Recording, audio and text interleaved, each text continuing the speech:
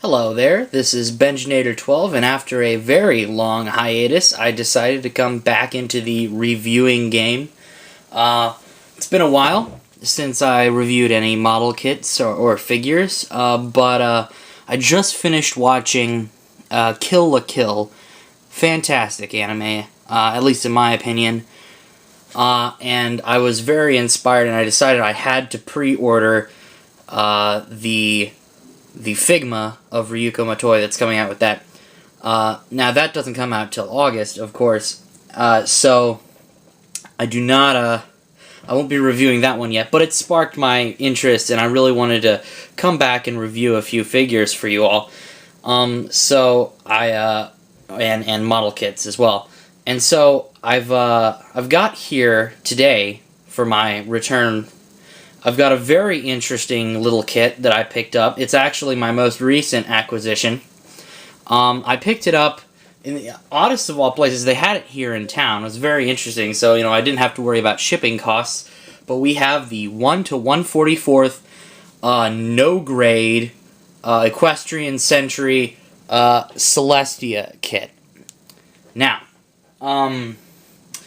I normally, I'm a high-grade guy, so I wouldn't go for a no-grade, but what really stood out was the price. It was priced at just around $3, which is incredibly cheap, especially compared to your normal high-grade, which, generally is around $15, give or take. 15 is actually on the lower side, 20 is about, even. So for $3, I want to see just what you can get with a no-grade. And here, Bandai's really put out a very interesting and unusual kit. So we're going to go into the basics here first. As you can see, it's a vividly colored kit. It's white, as you would expect for a Gundam type like this. As you can see, we've got it molded in the plastic here. We have the pink, this sort of green, the yellows here, also molded in.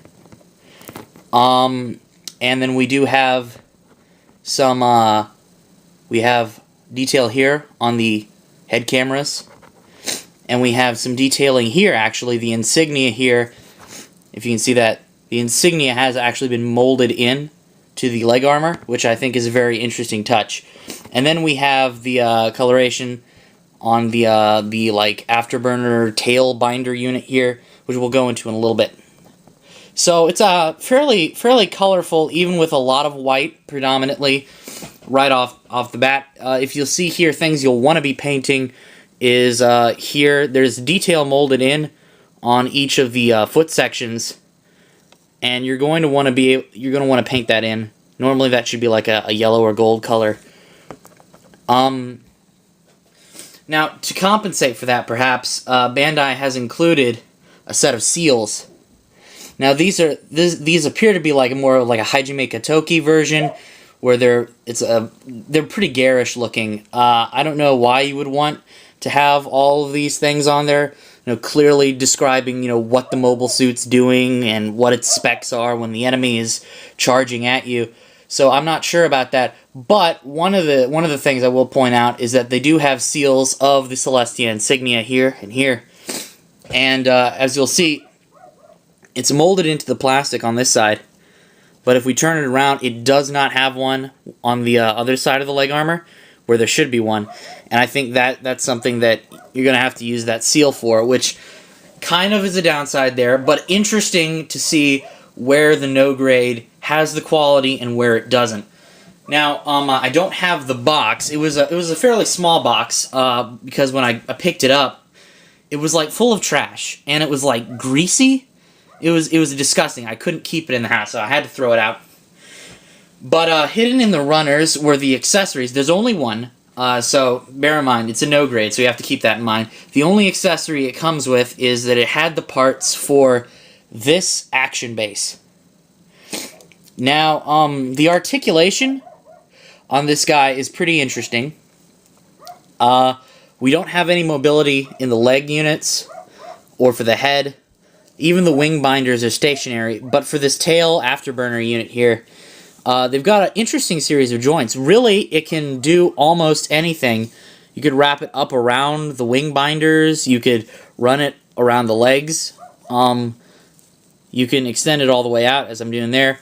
But it just, the joints, the polycaps are not strong enough to hold it up. It constantly flops back down, and it's not able to hold a pose, which is kind of odd. But I guess if you're going to do, like, generally, like, a regal sort of standing pose there, with the afterburner unit down, I suppose that's not too terrible, but it is a kind of drag that it can't have it in a flight pose there. Now, with the action base that it comes with here, you're going to see that it just clips right down. It's a little finicky. It clips down, and now it can hold all sorts of really, really dynamic poses, as you can see right there. We can have it in a running pose, or we could have it, addressing the other mobile suits before the mission. We can have it charging towards us. It's really interesting that they've decided to go that route. Now, clearly this is a business move by Bandai, but what they've done is that also in the box, along with the kit, they've included a coupon to get $1 off. Or I guess it's really Western marketing there. It's interesting to see them shooting straight for the Western audience. $1 off of the master grades. So they're clearly wanting you to step up and spend more money there. Interesting to see how that sort of advertising on the no grade works. So, final thoughts about this kit. Well, never having had a no grade before, it's interesting, easy, quick build, very little going on there. I mean, your kid could do it. It's as easy as taking it out of the package. But would I recommend it? I would say if you're really a fan of the Equestria Century line, if you're really, an avid fan of the show, I'd say it's a great low-cost alternative. If you don't want to put the effort into a high grade or a master grade, I'd say this is the way to go. Just because it's so dirt cheap. Even if it can't really do anything, it's great, a little collecting way. You collect the whole lineup and then have them just sort of sit like little statues. That'd be cool. I mean, if that's your kind of thing. Personally, I like larger and more detailed kits, so I would not recommend this for most modelers of the high grade and master grade lines. But for me, I think this works. And I think I might investigate the rest of the line, just because it's just so easy on the wallet. It's not too bad of a mold, really. So that in mind, I would give it a big thumbs up, and I would recommend this kit. So I will be back with another video, and I'll be reviewing some more model kits. So stay tuned, folks, and see you later.